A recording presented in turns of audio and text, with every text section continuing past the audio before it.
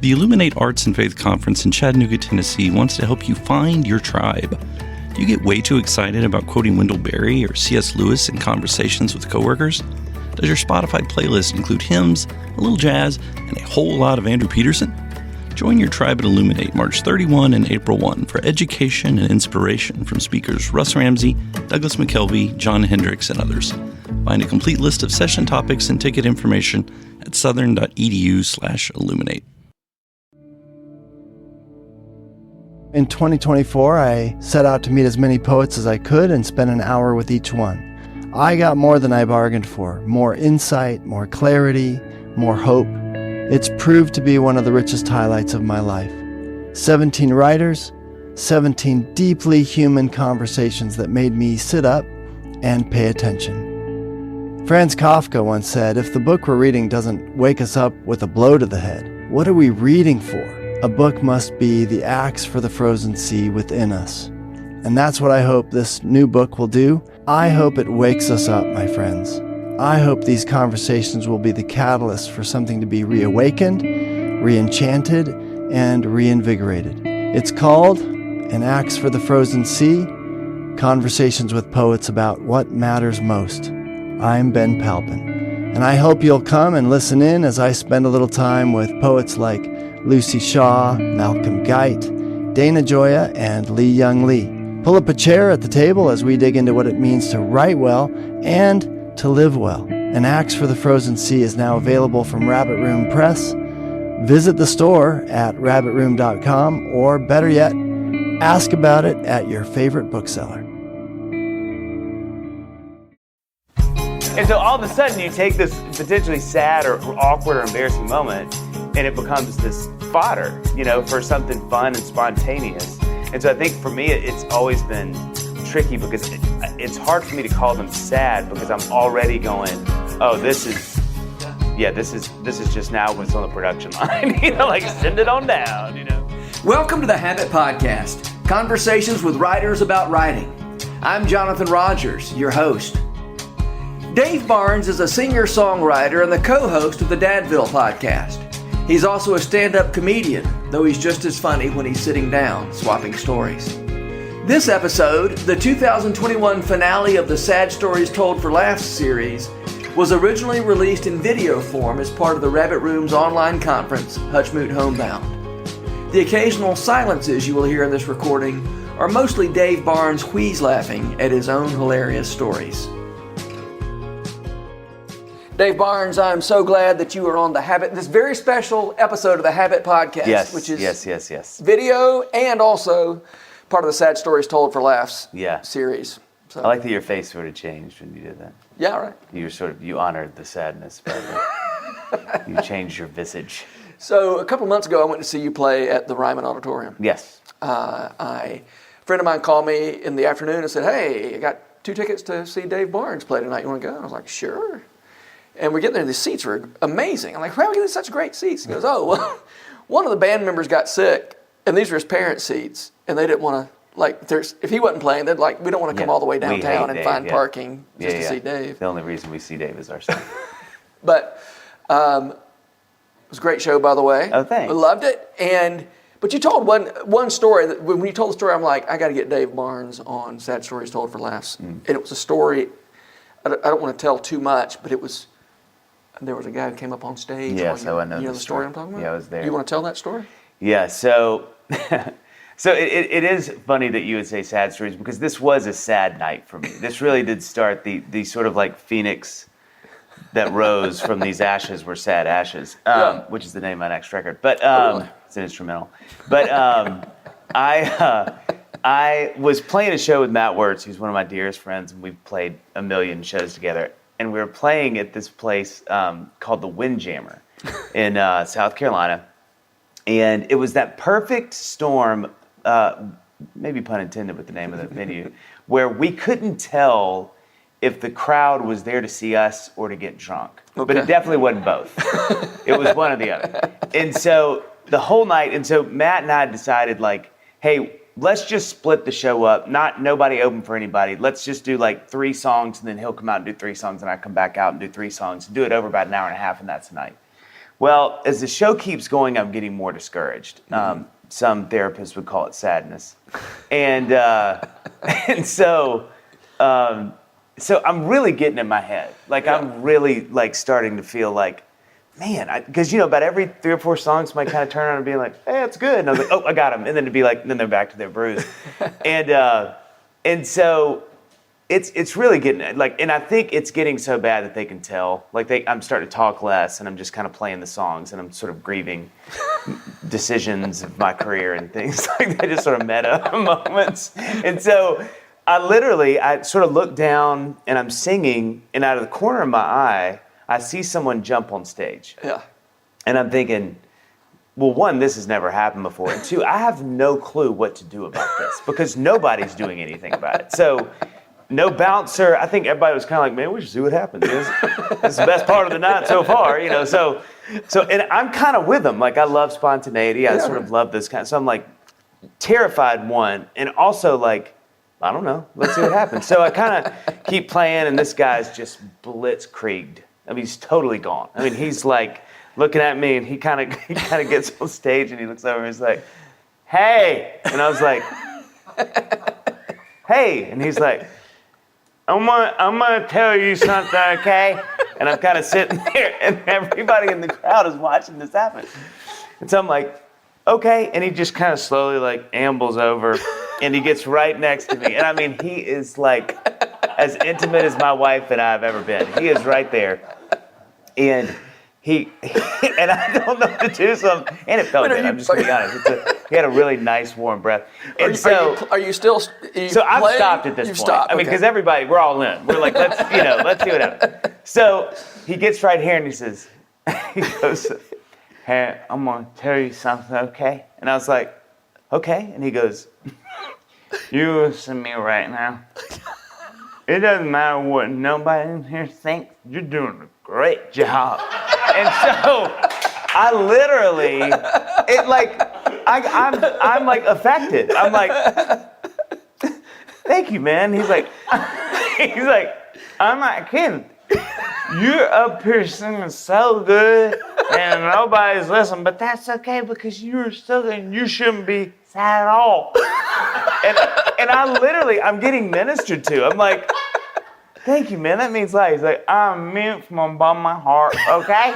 And I was like, "Okay." And so he literally sort of gives me this awkward side hug, and he turns around, jumps off the stage, and I am buoyed in this moment. I'm genuinely like, you know what?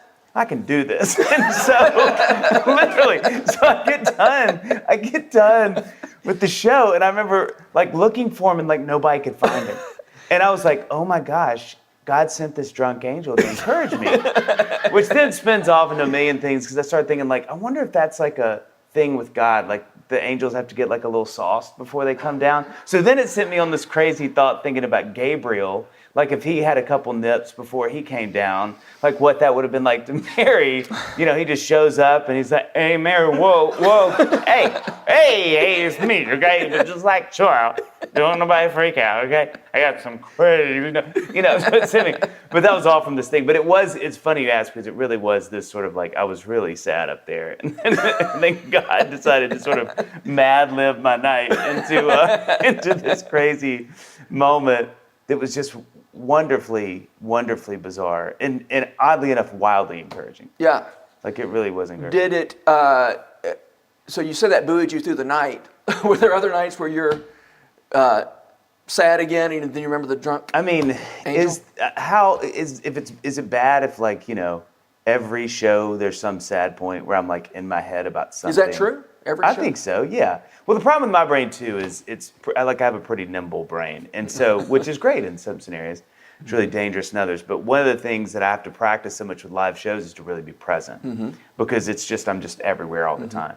And so there's definitely moments where you get done with the song and you're like, "Gah, you're welcome." Nobody cares. Okay, here's the next song. Yeah. So I think there are those moments in every set that it's kind of like these little these little grievances of kind of like, "Oh man, I thought I stuck that," or you catch the one guy who's like looking at his wife like, "Why am I here?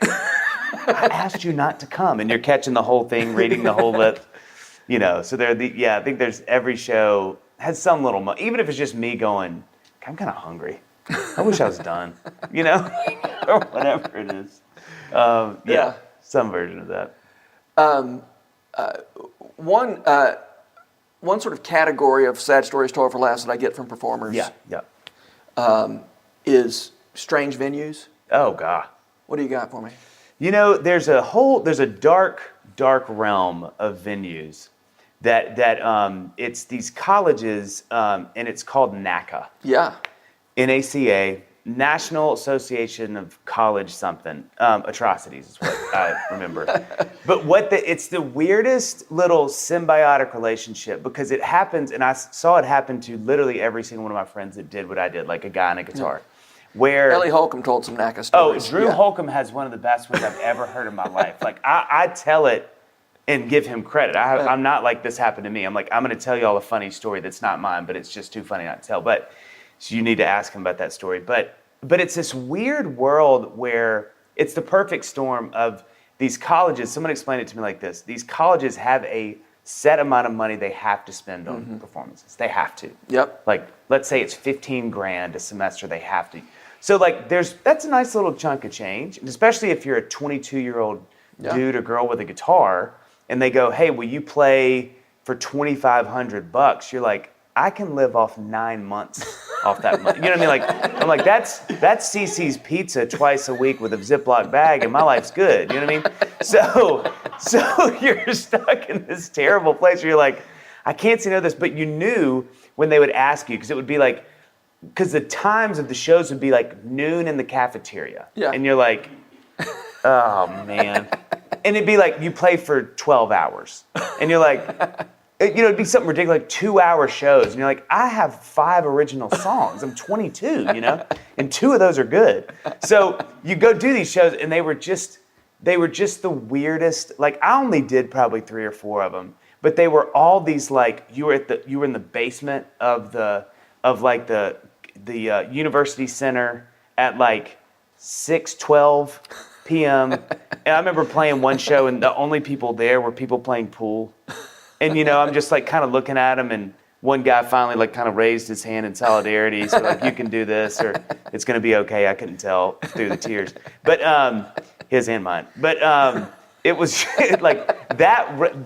There are so many of those places, but it was so frustrating because you always got paid. So you would you never felt more like you were sort of like, forgive my language, but whoring yourself out, because you just show up. There was already shame. Yeah, right. And they sort of knew it, and they sort of felt bad giving you the check, and you'd be like, they just point, and you'd sort of walk in the venue and just plug in, and you're like, okay, here we go, And it was even worse when you'd have one of the worst shows I ever did. I never ever played by myself. Like I hated being on the road by myself. Uh-huh. So I just find friends, because I was in my young 20s, and friends were either like finding jobs, they had time or whatever. You mean friends who weren't playing with you? Just we're like bros. Like, hey, let's go hit the road for a couple of days. And so it was the only time I've ever done a run of shows where I was by myself. And so I show up to this college in South Carolina, small college, and they had me playing in the president's home. Okay. So when you walk in, there's 2 staircases that go immediately left and right, and then up. And so, these were the moments that like all the terror I had sort of came to light. Because I would walk in and I was like, oh boy, there's not an obvious place to play. So this means I'm going to be in the non-obvious place. Sure enough, the girl who's always sweet would show up, and she's a huge fan. And she's like, there's going to be 9,000 people here. And you're like, let's count 3 of the zeros off. There'll be 9, and we'll luck if we're 10. And so she would always hype it, and you always knew like, okay. And she had the system set up, and I was on the stairs on the right. So at the landing. That's where my stage was. So when you walked in, you had to take a hard right, and I'm on the landing looking down, and they didn't have a sound guy. So she goes, and so it's just this wonderful moment where she's like, so there's the sound, and I think maybe you just sit there and play. And I was like, yeah, no. She's like, are you crying? It was like that kind of thing. Because I'm literally trying to do something that space-time continuum won't let me do, which is strum and then hear it on the other side of the speakers, because I'm mixing myself. So I'm like running like God, the decay in here is pretty intense. So it'd be like, I'm like, just a little more. And so the worst part about those shows is that it never failed. You would have real fans show up, and the sadness that they had, oh God, that's what killed you. That's what kept you up at night. It's like, those are the moments I'm like, look, I'm fine if nobody shows. I really am. I'll play and I'll be done. I'll give them money and leave. But please, God, don't send 15 kids here who are thrilled to see me and then watch them be sad that they are supporting someone who plays shows like this. You know, like I remember like being on that landing and like I was kind of like, all right, there's like 5 or 6 people, and they were having like a dinner too, like a buffet. So nobody was sitting, but people kind of. Sounds great, you know. They're eating. And I just remember like 15 or 20 kids from Clemson came, and I was like, "Dadgummit," because they all walked in like, "Oh, there," and then you saw it all at once. You're like, "Oh, he's right there." And I was just kind of like, "Look, we all see it, man. Just can y'all leave? Just leave. This is gonna be, you know." And then you're trying to do your show, and they don't know where to stand, and so they're kind of like, "Oh. Can we get food?" And I'm like, I don't know. Just like, please make this go away. So those were those shows where it was just like, oh, so miserable, you know? You know, I've heard so many stories from touring musicians, you know, where they were disappointed in the promoter. Yeah. You know? Yeah. I've got to have a promoter on. Oh. To hear some of their stories. Because, I mean, they're not thrilled about what's going on here either. The thing that is so tricky about that is what would happen so much in the early seasons of my career was you would have, this happened, I think, of 2 different shows. One, I'd never played in Massachusetts, I think, and this girl who was at this tiny liberal arts private school, I mean, the whole school may have been 2,000 kids, it was small, but she is an uber fan. Yeah. You know, she is like, right? She has like a vial of my blood on a necklace kind of vibe, and like a little piece of hair of my hair that supports it, and so like, you know, she's in, and she picks me up at the airport, and you know, and I'm like, oh, how you doing? She's like, oh, great, Dave. I can't tell you how excited everybody is, which immediately like nobody, but keep going. And she was like, I have put up posters everywhere, and I'm like, that is true. And then and she would give them to me. I always loved that. She'd be like, here, you want to take these with you? I was like, no. What am I going to do with these, you know? So you'd get in the car, and then it was always, and I have laughed with every single one of my friends about this because everybody knows this feeling. And you know it. You know it as much as like you feel the weather change in the fall. It's the same feeling. You know it's coming. And you sit down there like, and you're like, okay. And she's like, so we have told everybody we've got a, you know, 500 person room ready. And I'm just like, here we go. This is it. This is the great descent. This is right into sadness. And you know, she'd sit there and we've told everybody and then this is where you know it was bad, is she start telling you her friends that are coming. Okay. You know, I have a couple girls from sorority. I have a friend that's driving in from Boston, and you're like, oh God, this is going to be 9 people. And the worst part is you're ready because you've done it. So you're like, I've already died that death. That sad ship sailed millennia ago for me. But now I've got to watch you get sad in an hour when I'm on stage, and I know it. I'm braced for impact, but let's push it back 10. And I'm like, okay, all right. Yeah, no, there's 1,000 people waiting to be here in 10 minutes. Like, you know, and she's, 10 minutes, maybe another 5. And you're like, and then finally the death happens where she's like, you can go ahead and start. And it was like, yeah, okay. And she's just the whole show like,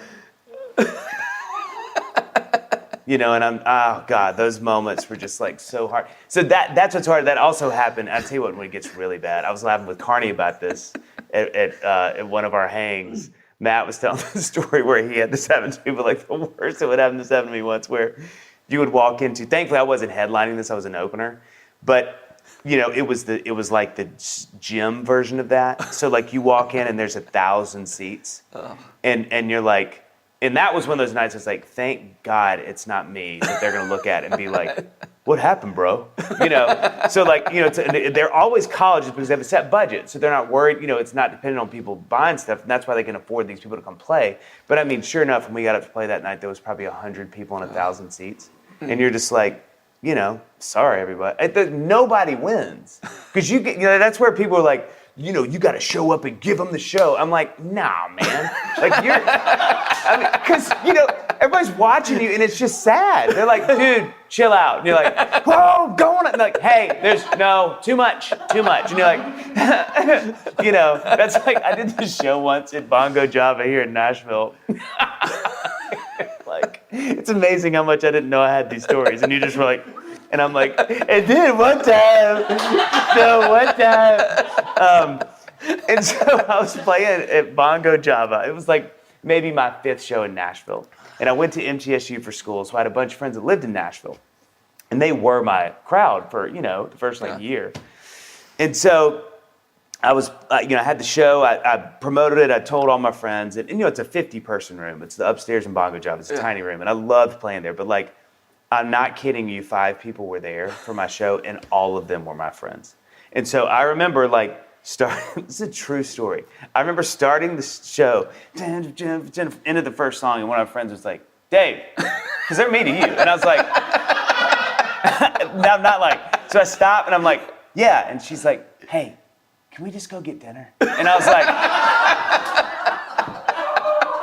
yeah, we end up, just like, and I was like, done. There was a lot of those. There were like, I remember mom and dad would be like, a couple of the 50 people that some room where you're like, and they're like, it's okay. Mom's back there like, trying to give you all this. Oh man. Okay, there was something you just said made me think. What was the question I had for you? You maybe launched to another funny story while I'm trying to think of my question I had for you. Oh, I'll tell you one of the most awkward moments I've ever had in my life. I was doing a radio promotion tour, which I want to tell you, you get anybody, you could ask an artist today, like go to downtown Nashville and say, you have any like hard or funny stories? But I can't think of any, but all you would need to say is radio promotion. And they'd be like, oh my God, how much time do you have? Because it's just such a nightmare. That whole scene is such a nightmare because basically it's, you fly to all these cities and they have you come in and play for the staff at the radio, Sounds like fun when they do it on like 100. Sure it was. Yeah. Well, no, they go, hey, And Writing 100s, you have a few stations that you want to go to because you listen to them or they have prestige and so you're stoked to be there. But when you're Poughkeepsie or Dayton, Ohio, I mean, God bless all those people. If you are there, I would love to come play your benefit, I promise. But God, you would go do these things and it was just always so soul crushing because they're not, I did one. I forgot about this story. I forgot about this story. I went to a AAA station in Indiana. What'd you say, a AAA station? AAA station. What does that mean? AAA is adult alternative. Okay.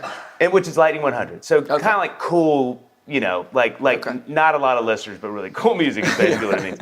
So, or not like with the top 40 country, those kind of things. And so I remember getting there and I walk up to the front and it's just me and my guitar, my radio guy wasn't there. And so I'm like, hey, I'm here to play for, Lightning Jack or whatever the guy's name was. He's like, oh yeah. I mean, nobody's really paying attention to me collectively. It's like, I really feel like they can't see me sort of. So they're like, oh, he's back there. And it's a lot of nondescript, like he's in there, like knock on that. And he went there. So finally I find this guy and he's like, oh yeah, Dan. I was like, Dave. He's like, yeah, sure. Okay. I am not lying to you. I'm not lying to you. I walk into this room and he's like, well, let's just do a quick interview, And I was like, great.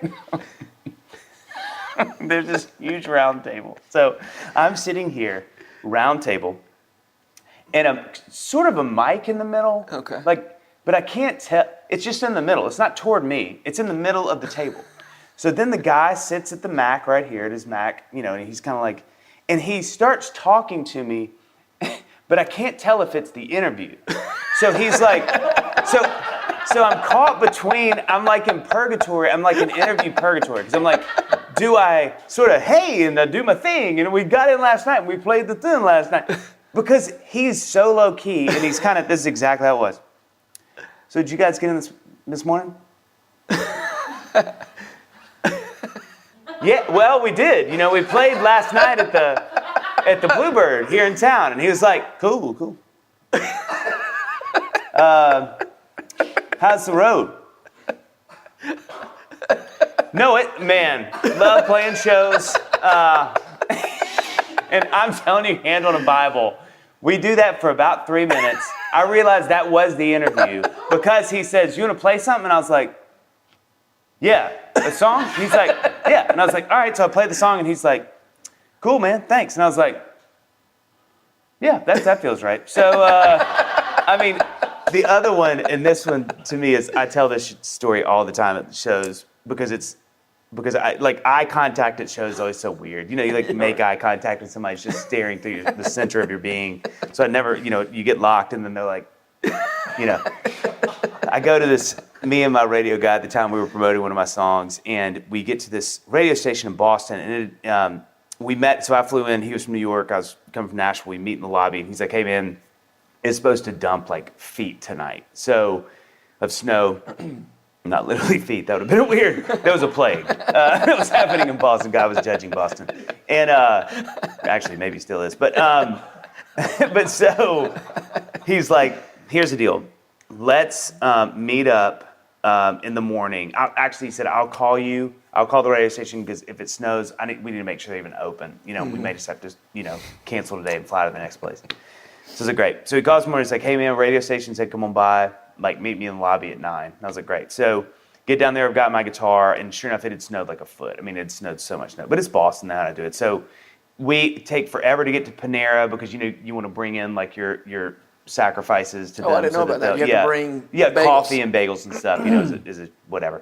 So you came in, brought it to, and so we get to the front door of this place, and I mean, it's just like we're shedding all, just because we got all these clothes on.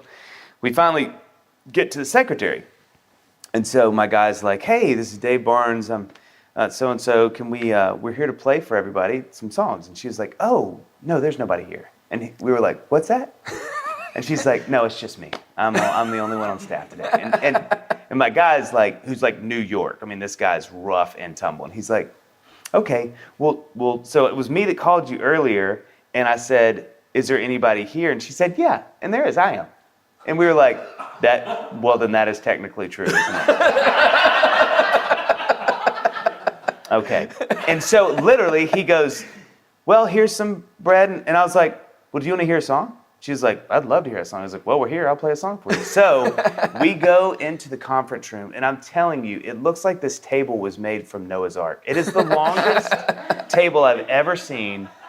Thank God we didn't do the thing where it's like sitting at the ends, but we sit, and again, we're about this close. And so I realized the error of this decision because I don't know where to look, because she is so grateful. And she's like, "Oh my God, this guy's gonna play a song for me." And it's just me and her and she's just a secretary. She got up and was like, "I don't know what I'm gonna do today, much less have some guy like serenade me in the Noah's Ark room." So I have to play, and I don't, and every time I look up and catch her eyes, she's doing this. "Thank you so much." just like barely audible. And then she'd say things like, "You have a beautiful voice," while I'm playing. And so I had this tremendous scar from and now anytime I lock eyes with somebody in the show, all I see is her face, and my mom's face going, "You're doing great." It's just scarring. Have you ever played your show and then the guys, or the woman, as the case may be, says, "Yeah, I'm not going to be able to pay you"? No, God, thank God. That's never happened because, I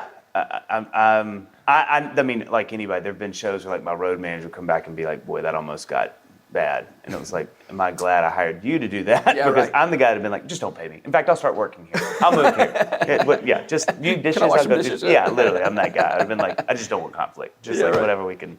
Yeah. No, that's never, thankfully, been an issue, which I'm thankful for. All right. I'm trying to think what my other categories. I didn't know about the radio. I didn't know how bad the radio. Oh, it's. Things were. I mean, this is news to me. It's one of my favorite, one of the best nights of my life. So we have a cabin out in Leapers Fork, and it's got this great kind of fireplace pit thing outside, and a bunch of my friends. I'm in kind of a men's group with all these country artists, which is so random, but they're dear friends of mine, and I'm literally the outlier. because they have the worst stories, because those guys and girls, like the radio grind for a new artist is so intense. Like, you're doing numerous ones a day for months. I mean, not every day, but like weekends. I mean, it's just a lot of work, because radio is the lifeblood of country music. I mean, like, and so it's very symbiotic. Everybody knows. Few people complain. You just do it. What you go do it. And if it works out, it's great. And you look back and go, man, I'm glad I put the time in. So it's a well-worn path. But man, we sat around that fire, and I made them all tell their worst radio promotion stories. And I mean, I thought I was going to put the fire out from how much I was cry laughing. Like, just, it was just so many terrible. I remember Dave Haywood from Lady A told the story about how, like, they made them meet up. I'm going to butcher this story, but basically the gist is, like, this radio station was like, we're going to make you come play for all these deer hunters one morning at 5 a.m. before they go hunt. And I'm sure it was like, Kicks Country, Arkansas, Little Rock, and it was like somewhere out in the, and he said, sure enough, me and, Hillary and Charles showed up in our geek, because you got to look cool. So you're basically like looking like you're ready for a show. Well, and they were all dressed these up guys like Lady A. They weren't dressed up in deer hunting I clothes. think they then got in either a truck trailer and I think played while they drove. I mean, it's just one of those things where... So that's an OSHA violation. Oh, I mean, there's no doubt. But there's just that world. If you want to just hear some like nightmare and later funny stories, we just sat and laughed, because everybody would just keep one up. They'd be like, oh, let me tell you about my experience, whatever. Because it's set up for so much sadness, ultimately. Yeah. You know what I mean? It's like, there's so many moments you're sitting there going, I have made the worst decision for a career. Why would anybody do this? And then, yeah, it's just, it's wonderful, again, in retrospect. Yeah. But in the time, it's just miserable. Hey, how would you say, like, how have surely this has shaped your view of your work, the world, people? Oh, yeah. I think my personality was sort of made for this in some ways, because, me being someone who likes comedy and stories and being funny, there's always a little bit of like, oh, this is going to be great later, And so there's a little bit like, where I don't even see him as sad, because I'm already going like, oh, I got a new bit. Yeah. Like, oh, thank you, Yeah. And in fact, in shows, it's fun listening to Don talking, because there was a little bit of that with me too, where it's like, if something would happen live that I think some people might have gone like, oh my God, what do you do right now? I was always like, ooh. I remember I was playing a show, and one of my songs, a song called Nothing Fancy, and the whole thing hinges on the last lyric. Like, the whole thing gets wrapped up in the last lyric. And when I went to sing it, I full throat burped, and not like a bullfrog mating call burp. And I just remember, and I'd spent 3 minutes getting me there, and then for whatever reason, that taco I'd eaten right before the show, and I mean, it was on the mic, full throated, passionate, maybe biblical, spiritual kind of burp, and I think a lot of people that have been like, what do you do? But for me, it's like somebody throws me a prop. And so I just remember I pulled off the mic, and I'm literally going, thank you, Jesus. So I was like, well, and of course, everybody's just like waiting. They're looking at, and I said, well, we all know what happened. We saw that. You can't deny something like that, and I think it's appropriate to talk about it in front of everybody. And so, and so all of a sudden, you take this potentially sad or awkward or embarrassing moment, and it becomes this fodder, for something fun and spontaneous. And so I think for me, it was funny, as we were talking about this, talking about you doing this show. For me, it's always been tricky, because it's hard for me to call them sad, because I'm already going, oh, this is just now what's on the production line, like send it on down, So it's almost fun to have those. It's not fun in the moment, because some of them can get really. So I played this show once.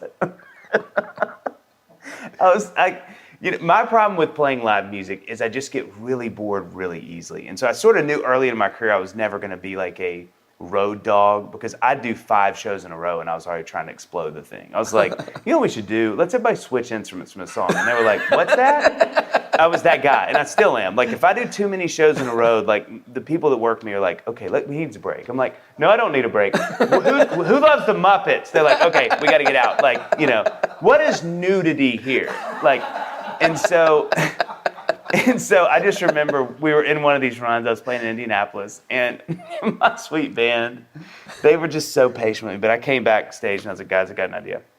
And I was sincere. This wasn't trying to be funny. I was like, what if I start the show in the audience on my guitar? And they were all like, I'm sorry, what's that? And I was like I sneak out there and then I just start it. And they were like, there's immediately about 10 things that are a bad idea about that. And I was like, yeah, but what's the good one? And they're like, well, no, we can't find that. As we're sort of, so I talked them into it. And I just remember my sweet road manager, I heard him praying. He's like, oh, Jesus, just let this nigga, I need this job and he needs money. So we, sure enough, the band's up there and somebody's looking at the band and I start this song and immediately I'm like, this is one of the worst decisions I've ever made. Because nobody hears me. And everybody's kind of like, oh, hey. And it's kind of like, oh, God. And the band definitely can't hear me. So they're all like, and I'm like, I was trying to sing. And so I remember Paul, my drummer, is just watching my hand to kind of get the tempo. And I'm like, now. And he's like, what? And I'm like, now.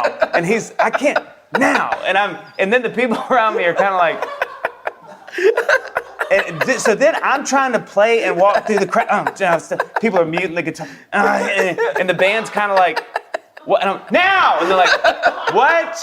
What? And I'm like, start the song. So, I mean, it was just this absolute debacle where I'm like going through trying to sing. And I get up on stage and they're just vamping on the same 3 chords. And I'm like, okay, oh God. And it was just like this, like, complete and utter train wreck. And I just remember feeling like, oh, this was terrible. But immediately after the show, I was like, guys. And they're like, it was awful. Do you ever get people complaining about how much you talk between songs? First of all, that hurts. Second, and I get what you're inferring. I've never known anybody who talks as much between songs. Well, so here was the deal. It was interesting hearing Don talking about that too, because, my whole beginning was really humble because I had never, ever sang in front of people, ever. So, what do you mean? Like literally. Like you weren't in church choir? No. Weren't in school? I grew up playing drums, and so I was used to being on stage, and I loved performing. I'd done skits my whole life and sort of pseudo improv and that kind of stuff, but I'd never sung. Nobody knew that I sang. So when I started writing songs at MTSU, where I went to college, my freshman year, my sophomore year, I started writing songs for myself. I'd never played guitar, and all this was brand new. But there's that Barnes thing in me, which is like, if you're gonna do it, let's go down in flames. So I was like, why not embarrass myself in the process? And so I started booking shows because I had songs, and I had enough friends around me who were like, hey, this stuff is pretty good. Like, and your voice is kind of cool, and you should do it. So to calm myself, because I would get up there, and I was terrified. Like, I loved the thrill of being on stage, but I was absolutely terrified of singing in front of people. And I'd played guitar for a year, But something in me was like, this is how you got to do it, man. It's like, just jump in and go. Which in retrospect, I'm like, where did that go? There are lots of other ways to do it. Can I please have that back? Like, what happened to that guy? He was around for like that year, and he's like, I'm out, Bonds. Good run, baby. I've seen where this goes, and I don't want to be here for this. So I would literally do these shows where I would sing, and I would just be so nervous that because I knew I could make people laugh and tell stories, that was what calmed me down. Mm-hmm. So if you went to those shows, I mean, it wasn't uncommon for me to do 5 songs in an hour set, 5 or 6 songs in 30 minutes of talking. But the thing that got really crazy is people liked that. And I'll tell you what, and you guys will know this reference, but one of my biggest idols at the time was Bebo Norman. And if you ever saw a Bebo show, I know the Petersons know this story too well, but he really did talk too much. He would tell you that. Because he was like, cute and fun, but he wasn't funny. And so I remember I'd go to shows and I'd be like, wrap it up, wrap it up, And so because he was such a big influence of mine, that was kind of what I knew. That was sort of the pedigree. And I remember, probably a couple years into doing shows where I got more confident, I was like, okay, I got to do a lot less of that. But it was so funny because people really sort of spoke against that. They were like, hey, why aren't you doing as much talking? Like, we want to hear this story, or hey, tell the whatever. Right. Or the setup for the song was, they knew, and they're like, why didn't you do the setup, But I sort of had this moment where I was like, I kind of need to be able to do this without doing that. And for a few years, I just didn't talk as much, and I played more. And thankfully, like, people didn't love it, but they were like, well, we're here for the songs anyway. But it was really later that I started to introduce that back and understood that sort of my brand, which I hate that phrase, but was this sort of like experience. It was much less, just music. It was all of that. Yeah, and then right. it sort of, I introduced it back and it became much more a part of what I do. Have you ever done straight up stand up? Yeah. I was thinking Yeah. you had. Yeah, I did it probably a couple years ago. I did probably 12 shows that were just me, no guitar. And then I did a tour in 2018 or 19 where I did 45 minutes of music. I did this at the Ryman. 45 minutes of music, 15-minute break, and then 45 minutes of stand-up. Okay. My son went to that show. Oh, And he nice. told me that you done stand up, but I didn't know if he meant you had literally done stand up or if he just meant you were talking a No, ton it was between just stand-up. songs. And again, I'm really weird about this, but I like doing things sort of full bore. And so when I did the stand-up shows, I was doing like hour 15. Like I was going. And I remember my wife and manager both were like, look, this is funny. You need to cut 30 minutes out. Because I was like, well, music shows are an hour and a half. And they're like, yeah, but that's not the same thing. Like you get tired from comedy. Like Yeah. fans are like, yeah, 45 minutes, we're good to go home. And I was like, well, you paid for a show. Yeah. So it was this Yeah. weird sort of thing, me having to realize that there's a different sort of way that works. Are you going to keep doing that or are you done? Yeah, I think so. I just did a private comedy show this summer that was really fun here in Nashville for a group of doctors, which was super random, but really fun. I really enjoy it. I think I was really scared for a long time that, I don't know, I think comedy is more natural to me because it's just who I've been for my whole life. I mean, not to be like, I'm Mr. Funny, but you just tell, you know how to do it. You just know how to talk and whatever, right? Yeah. And music is so much more challenging, but it's so much more, I'm so much more obsessed with it because I don't know, I just love it so much. So I was always scared that because I would do a little bit of funny and it just felt like people were like, where I'd do songs and they'd be like, this is cool. Yeah. So I was like, I want to get that to where people like play more songs. Yeah. And then because I just saw the minute I was funny, it just seemed like it was such a lower hanging fruit for me than music was. Yeah. So I was always really nervous to spend too much time in it because I felt like it would just eclipse the music I was trying to create. So is standing up with the guitar and singing music scarier for you than doing stand-up comedy? Not at this point. Okay. The first stand-up show I ever did that was a legit, like, what I would call my first real show was probably in 2009, 8 or 9. I did it at the Belcourt, the old Belcourt, downtown in Nashville. And it was sold out, 400 or 500 people. And I remember being in the dressing room, and I had not my wedding, not anything I'd ever done been that scared. Yeah. Like, absolutely terrified. Because, there were 500 people that were, like, raring to go. And I'd sort of put a set together, but I didn't really know I was going to go. And my manager actually came down, and I remember she turned the corner, and she's like, oh, are you okay? Oh. Like, not like, oh, you okay? It was like, is everything, you going to make it? And I was like, I'm okay. Just really terrified, but it's going to be okay, and we'll get up there and we'll figure it out. And I did.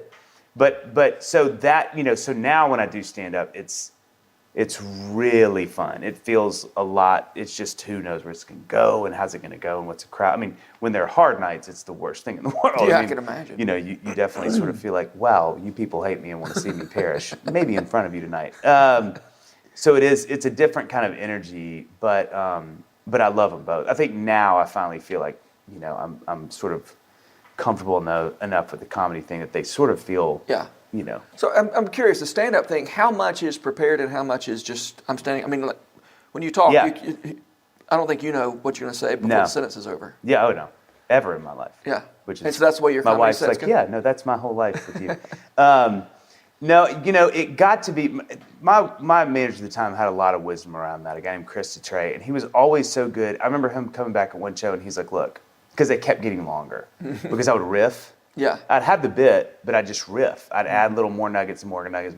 So by the fifth or sixth show on that 12-show sort of summer, he was like, look, it's really funny. Like, the new stuff you're adding is really funny, but trust that the bits are great and just do the bits.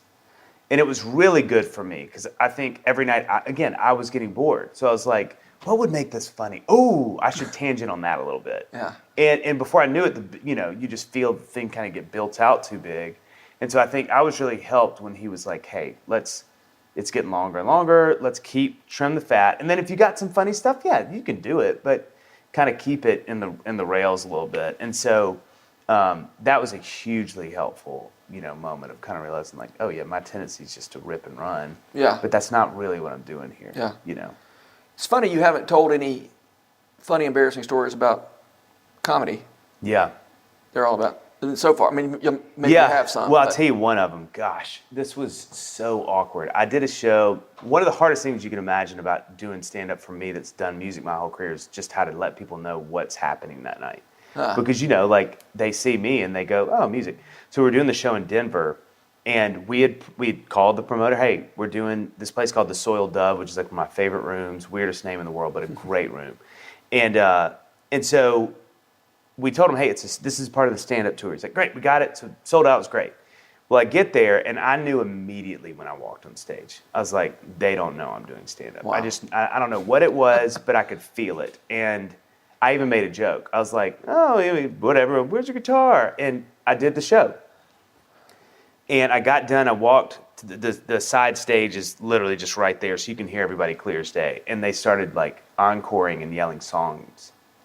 And I didn't go out because I was like, that's it. That's all I got. I don't got my guitar. I'm not going to do them a cappella, And that night was one of the hardest nights of my career because I just got ripped apart on Twitter. Like all of these people started tweeting me and saying like, dude, not cool, the bait and switch. Like we drove from, Colorado Springs to see the show and no songs. And this is really frustrating. And it was like, there was probably 15 to 20 of these. And I just laid in my hotel bed like, oh my gosh, what are we going to do? So my manager was with me and he said, look, let me answer them. And I said, hey guys, so sorry. And he told me, he's like, the promoter was so sorry and said, because all the promo had been me and a guitar. Oh, wow. And he was like, I don't know, it just slipped my mind. I'm so sorry. So I was able to say, and he sort of gave me the okay to be like, hey, and everybody but one guy was so cool. And they were like, oh man, all good. We actually had a blast. We laughed, but we'll be excited to see you next time. They were so gracious and great, except for one guy who was a youth director who got his money back. I was like, God, that feels so apropos. But he was just so mad. And he was like, sure, man, here's your $50, if that makes you feel better.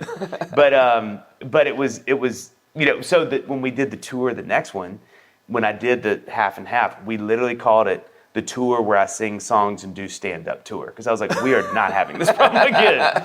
And thankfully, nobody really, got mad about it.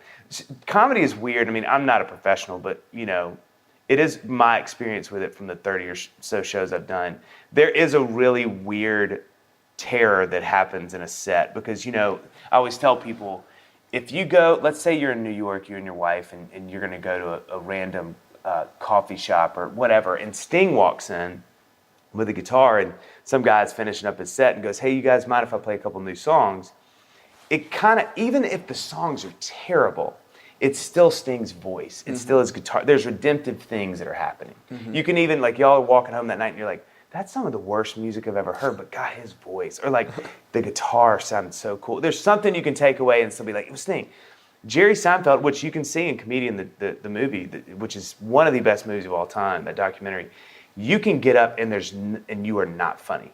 There's nothing redemptive. In fact, it's maybe elicits the opposite response. I expected something great and I didn't get it. And so now it's not something redemptive.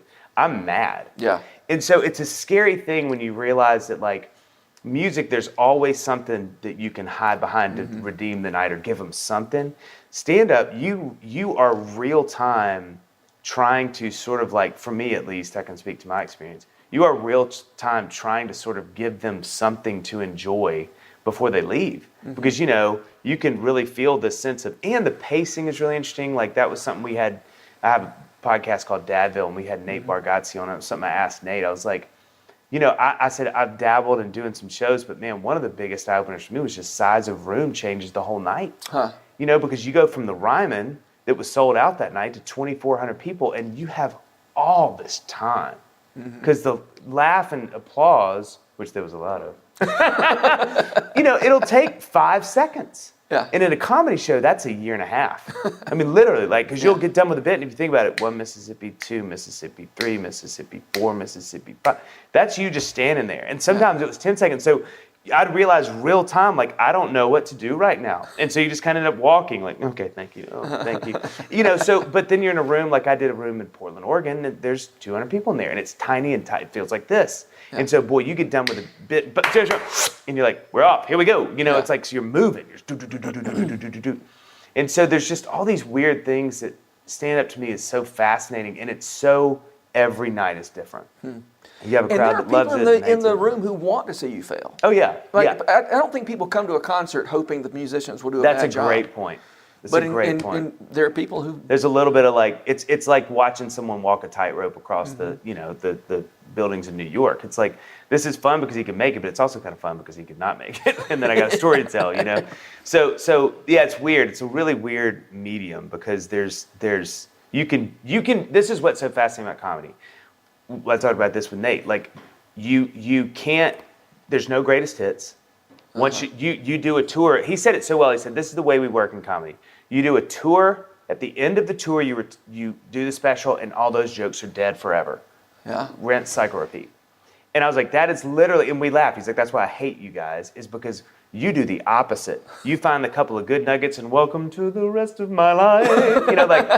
It's ad nauseum. Like, here's the same songs you came for last time. And it's great. Yeah. But it's literally polar opposites.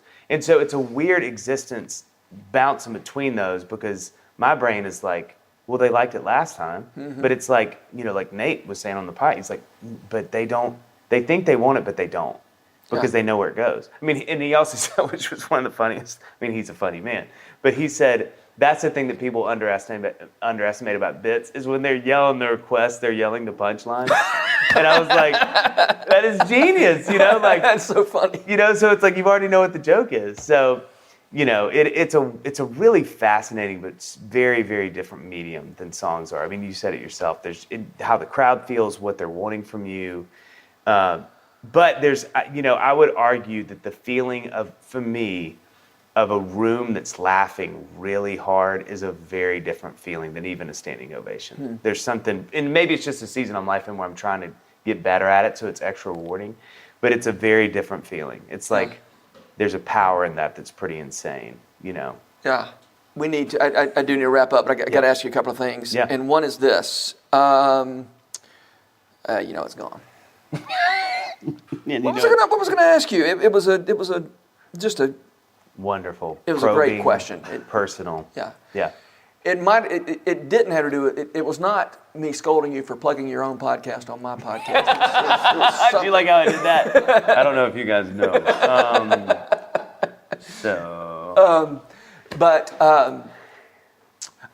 wanted to ask. I wanted to hear when somebody says something ugly about you on Twitter, you have to ask your manager, can I respond to this?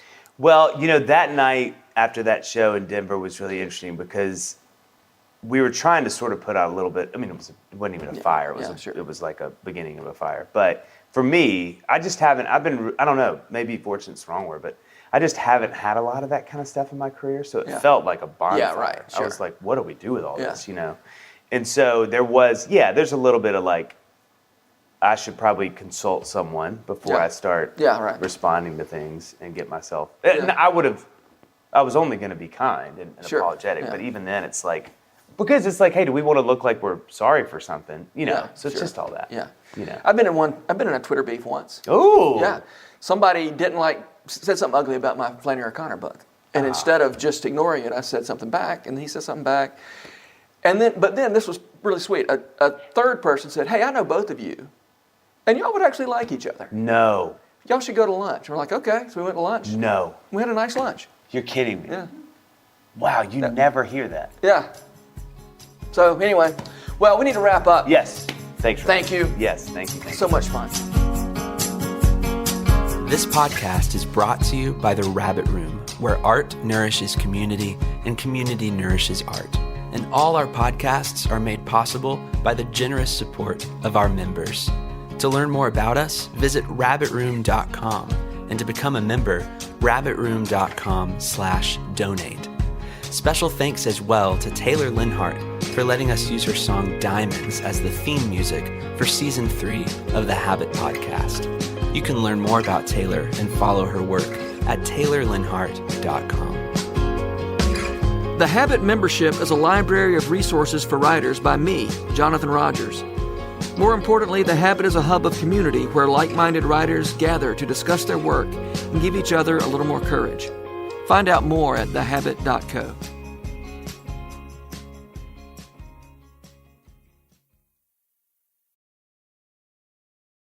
If you've enjoyed this podcast episode, consider joining the Rabbit Room membership. Your membership helps sustain this community, funding everything from publishing and podcasts and theater productions to events and programs that support artists who create with a Christ-centered vision.